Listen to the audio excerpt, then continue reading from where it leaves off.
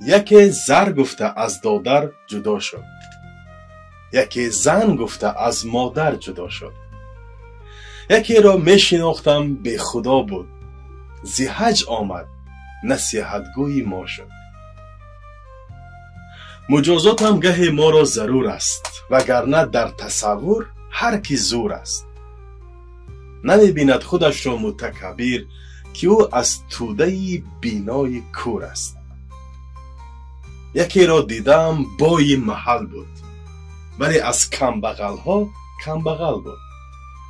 هوای ثروت و دنیای در سر، به دادر بحر ملک در مغل بود.